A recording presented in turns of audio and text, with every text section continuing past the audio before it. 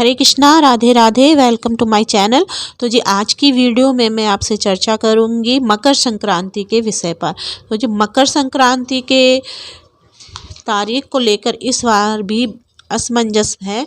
वैसे तो मकर संक्रांति हर साल जनवरी के महीने की 14 जनवरी को मनाई जाती है, परंतु इस बार मकर संक्रांति 15 जनवरी को मनाया जाएगा। तो ये 15 जनवरी को मकर संक्रांति मनाई जाएगी। तो मकर संक्रांति का जो महत्व है बहुत ही ज़्यादा है हमारे हिंदू धर्म में। ये सारे देश में बड़े ही धूमधाम से मनाया जाता है। देश में ही के दूसरे देशों में भी इसे बड़े धूमधाम से मनाया जाता है। भागीरथ जी इसी दिन गंगा जी को पृथ्वी पर लाए थे अपने पूर्वजों के उद्धार के लिए। भीष्म पितामह ने इसी दिन को चुना था अपने देह त्याग के लिए। और इसी दिन सूर्य की स्थिति दक्षिण में से उत्तरायण की ओर होती है, तो इसे उत्तरायण के नाम से भी ये पर्व मनाया जाता है। इसका मतलब है कि सूर्य देव दक्षिण से उत्तर की तरफ चलना शुरू करते हैं। तो इस दिन से ही दिन बड़े और रातें छोटी होना शुरू हो जाती है।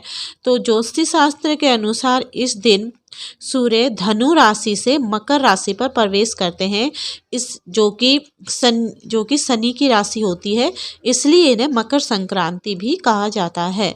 तो मकर संक्रांति के दिन स्नान करना और दान करने का बहुत ही ज़्यादा महत्व होता है।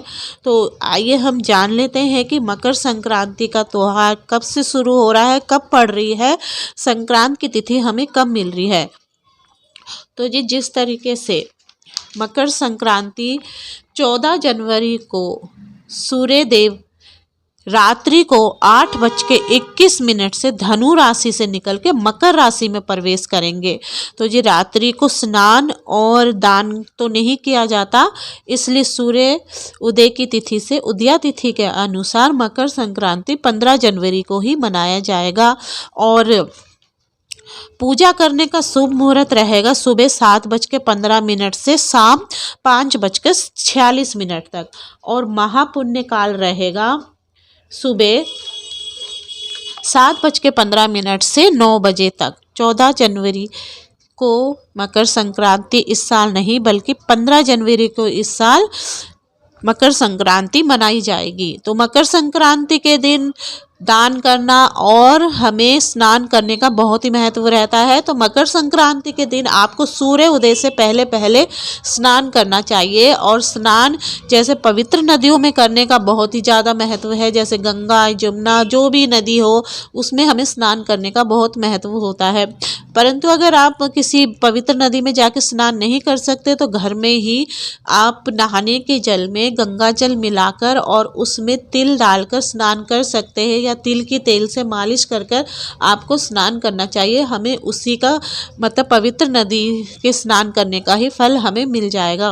तो इस दिन दान करने का भी बहुत ही महत्व होता है। तो आज के दिन से ही मकर संक्रांति के दिन से ही शुभ कार्य आरंभ हो जाते हैं। और इसमें जैसे कि बहुत जैसे दान करने का फल होता है, तो क्या क्या हमें दान करना चाहिए ये भी मैं आपको बताऊंगी। परंतु आपको स्नान करने के बाद सूर्य देव को जल जरूर चढ़ाना चाहिए, क्योंकि रविवार पड़ रहा है 15 जनवरी को, जो कि सूर्य देव का ही दिन होता है। और मकर संक्रांति भी सूर्य देव से ही मनाई जाती है। तो सूर्य देव को जल चढ़ाने के लिए आपको तांबे का पात्र लेना चाहिए। उस जल में आपको थोड़ा सा तिल और गुड़ और लाल पुष्प मिलाकर सूर्य देव को अर्घ्य देना चाहिए। और आपको ऊपर से जल अपने सर के ऊपर से जल की धारा सूर्य देव को जल चढ़ाना चाहिए, और जल की धारा से ही आपको सूर्य देव को देखना चाहिए। इस तरह से आपको बहुत ही शुभ फल प्राप्त होते हैं। तो जी अब मैं आपको ये बताती हूँ कि दान करने का महत्व मकर संक्रांति के दिन बहुत ही ज़्यादा होता है। स्नान आदि करने के बाद आपको मकर संक्रांति के दिन दान करना भी बहुत ही शुभ होता है। तो जी सबसे पहले तो हम ये जान लेते हैं तिल का दान करना बहुत ही शुभ होता है। तिल का नाम आते ही संक्रांत का नाम भी याद आ जाता है, तो इसलिए तिल संक्रांति भी इसे कहा जाता है। तिल का दान क्यों किया जाता है, इसके पीछे भी एक छोटी सी कथा है। जब भगवान सूर्य देव अपने पुत्र शनि देव के घर गए थे, तो शनि देव ने अपने पिता को सूर्य देव को खुश करने के लिए तिल तिल से उनका स्वागत करा था, यानी कि तिल से उनका स्नान आदि करा था, जिससे सूर्यदेव खुश होकर उन्होंने कहा था कि जब मैं मकर राशि पर प्रवेश करूंगा तो मैं उसको बहुत ही शुभ फलदायक मिलेगा, और उस पे शनि देव भी प्रसन्न होते हैं और सूर्य देव भी उस दिन प्रसन्न होते हैं। तो इसलिए तिल का दान करना बहुत ही ज़्यादा शुभ होता है। खिचड़ी का दान, खिचड़ी का दान मकर संक्रांति के दिन बहुत से लोग करते हैं। खिचड़ी का दान करना भी बहुत ही शुभ होता है। आप खिचड़ी मूंग की दाल से बनाइए, उसमें आप तिल भी डाल सकते हैं, जैसे उससे आपसे सूर्य देव प्रसन्न होते हैं और शनि देव भी प्रसन्न होते हैं। खिचड़ी बनाकर आप गरीबों में भी बांट सकते हैं। इसके बाद गुड़ का दान, गुड़ का दान का विशेष लाभ होता है, जिससे कि शुक्र गणेश शनि देव भी प्रसन्न होते हैं। फिर होता है नमक का दान, नमक का दान करना संक्रांत के दिन भी बहुत शुभ होता है। शास्त्रों के अनुसार इनमें से अनिष्ट और बुरी शक्तियों का भी नाश होता है। ऊनी कपड़ों के दिन, जैसे संक्रांत के दिन जनवरी के महीने में बहुत ही ज़्यादा ठंड रहती है, तो आप ऊनी कपड़ों का भी दान जरूर करिए इस दिन।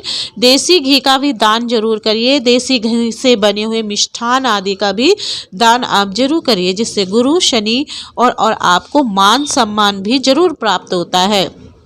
रेवड़ी का दान करिए, तिल से बनी रेवड़ी का दान करिए। नए कपड़ों का भी आप दान कर सकते हैं। पक्षियों को दाना डाल सकते हैं। गाय को हरा चारा और गुड़ आदि भी आप खिला सकते हैं। और तेल का दान करना भी बहुत ही शुभ होता है, जो कि शनि देव से संबंधित है। तो संक्रांत का त्यौहार, तो आपको तेल का दान भी जरूर करना चाहिए, जिससे सूर्य देव भी प्रसन्न होते हैं और शनि देव भी प्रसन्न होते हैं। तो जी इस वीडियो में बस इतना ही। तो आपको पता चला तो मकर संक्रांति का त्यौहार इस बार 15 जनवरी को मनाया जाएगा, ना कि 14 जनवरी को। तो जी आज की वीडियो में बस इतना ही। अगर आपको वीडियो अच्छी लगे तो लाइक एंड शेयर करना ना भूले। हरे कृष्णा, राधे राधे।